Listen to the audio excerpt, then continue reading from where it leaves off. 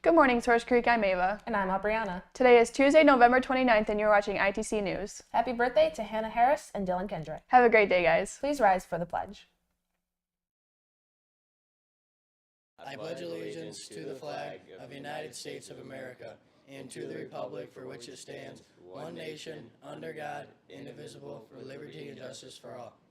If you want to get stronger or get in better shape, join powerlifting. All those interested in joining can attend the meeting in Coach Spencer's room this Thursday, December 1st after school. See Coach Spencer for more info. The Youth Entrepreneurs Club will meet this afternoon from 2:30 to 3:20 in room 316. There is still room for those interested in how to start and run a business. Come join the fun. The robotics meeting is canceled today. Reminder, there is boys powder puff practice in the high school gym today from 7 to 9. Let's take a look at this month's new movie releases with Into the Cinema. Welcome back to Into the Cinema. This time we want to share the rest of the movies in 2022 in one Into the Cinema. We want to start off with Devotion.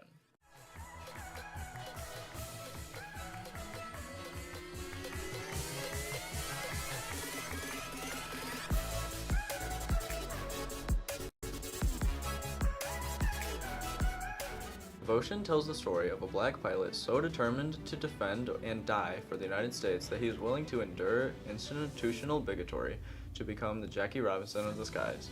Jesse Brown, the first African-American aviator to complete the Navy's basic training program, the true story of two elite U.S. Navy fighter pilots during the Korean War and their heroic sacrifices, would ultimately make them the Navy's most celebrated wingmen.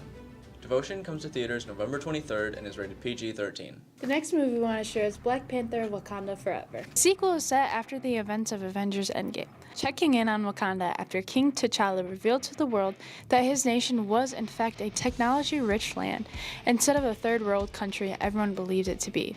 But in the new movie, art imitates life. Following T'Challa's death, his mother Queen Ramonda heads to Wakanda that enters its next chapter, and it protects itself from other global powers.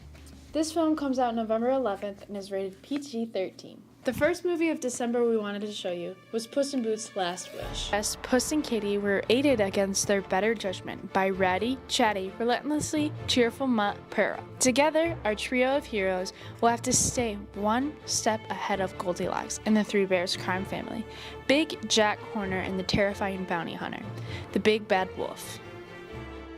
Puss in Boots: The Last Wish comes out on December 21st and is not yet rated. The final movie on our list is Avatar: The Way of Water.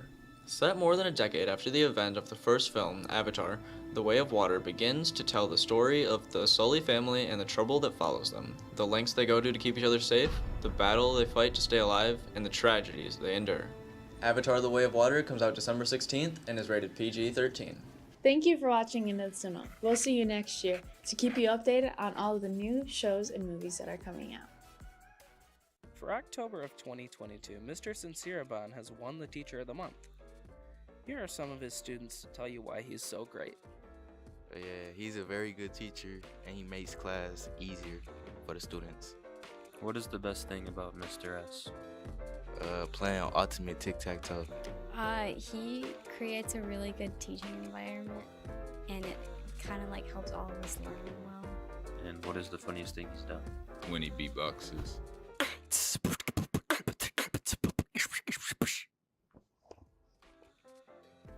For ITC News, I'm Aiden Alexander.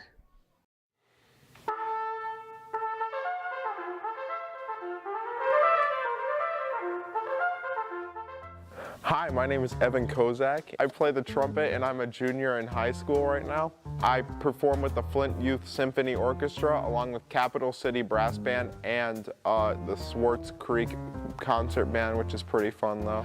So what made me want to start playing trumpet was there was this one kid back in my 6th grade middle school career at Murkison Middle School in Texas that was like, hey, trumpet is really cool. And then I wanted to play trombone at first, but then the guy didn't like that, so I stuck with trumpet. I almost quit 6th grade, but then I stuck with it because all my siblings quit and I wanted to prove them wrong.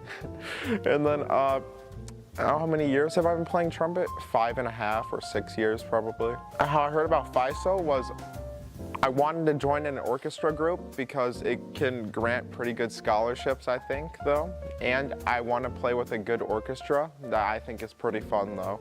So then I was like, usually brass stuff is cool. and I wanted to play stuff I listened to. So I joined FISO like a month ago. My trumpet influencers are Philip Smith, Maynard Ferguson, Arturo Sandoval, Alan Vizzuti. The main genre I've been performing was classical because all the groups that I'm in is mainly classical oriented though, not too much jazz. Evan recently signed up for a concerto competition this February that he can get a $1,000 scholarship from winning. Evan also plans to participate in solo and ensemble, and if he does good enough, he'll be able to progress to state solo and ensemble. At state solo and ensemble, if he's the best person that his judge has heard all day out of all categories, woodwinds, brass, percussion, he gets to move on to another concerto competition that he's really looking forward to. What keeps me going is the thrill to perform for others and to just get that playing my part though perfectly and then just making people enjoy life. Evan hopes to continue on with his music education, possibly becoming a band director in the future, and he plans to play trumpet all through college.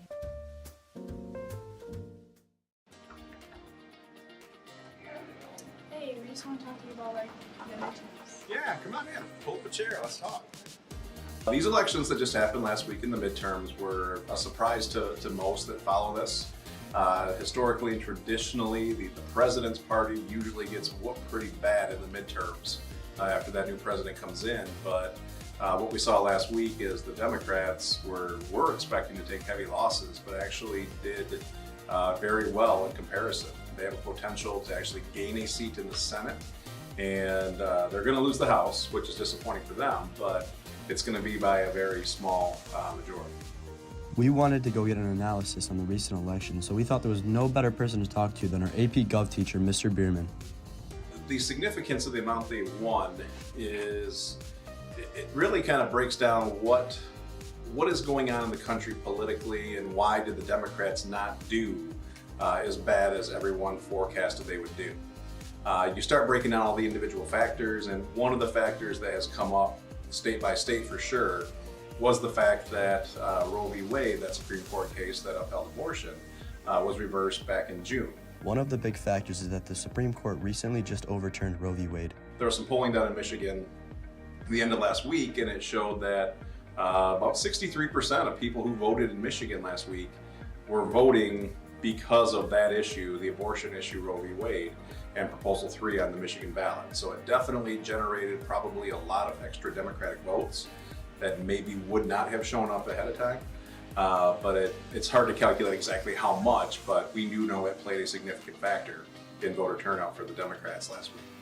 Hi guys, I'm Sophia Johnson. I'm your guys' sophomore class president, and as class president, what you do is you help to plan out prom and all the events that go on for the sophomore class. Also be looking for an upcoming sophomore sleepover, which is a very big deal that we're working on. It's a very exciting project, so yeah. Hi, my name is Sarah Goodman. I'm freshman class president, and my goal mainly is to encourage students to want to try in school, try to make people feel more welcome coming into high school, and we're right now, me and my team, we're working on fundraisers and stuff for the school. My name's Grace Warham. I'm the junior class president. I was also sophomore class president.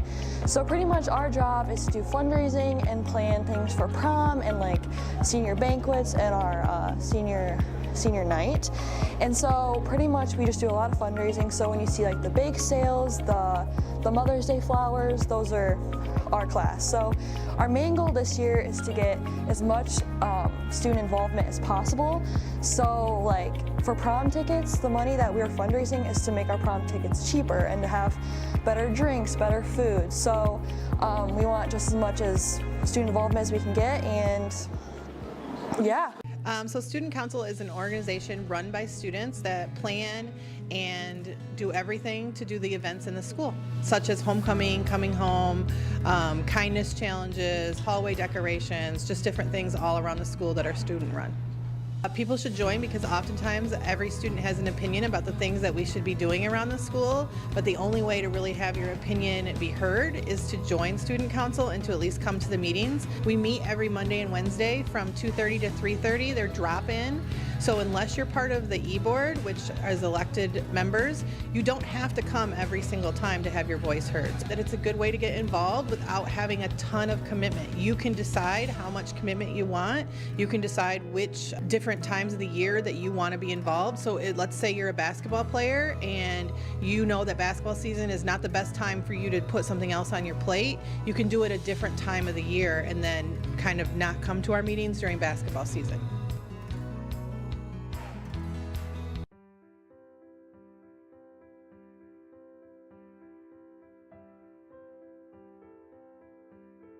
I nominated Janice for Student of the Month because she's always super enthusiastic in class and willing to try new things and really put herself out there, which in a foreign language can be very scary. She really helps make the class a really positive environment, and so great job, Aja. I nominated Daniel for Student of the Month because every morning when I come in to work in the morning, he's always holding the door for staff and students, and it's the kindness counts, and that's how we get to start our day, with a sweet kid holding the door open for us while we're fumbling with our keys. We really appreciate it. This month I nominated Gabe. He's an 11th grader for Student of the Month. He's an all-around great student. He does everything that he's asked. He's very polite. He helps other students. Overall, he's just been a standout for the last couple months. I nominated Bailey Ruby because actually I had a conversation with Mr. Fuller, and he had talked about how he had nominated her, and we both agreed that she is a great student. She works so hard in class. She's also a really multi-talented student. She does academically well, but she also is in his construction trades class, and she does a phenomenal job there as well. She goes above and beyond. She came in on a Friday when we had off school to help build the ramp for that construction trades class, and then she actually came into my class to share her tarantula with my class when we were doing our spider project. And she doesn't have to do that, but she went out of her way to help me out, and she's just a really sweet, hard worker, helpful person. That's all we have for you today, Creek. Have a Teaching Tuesday.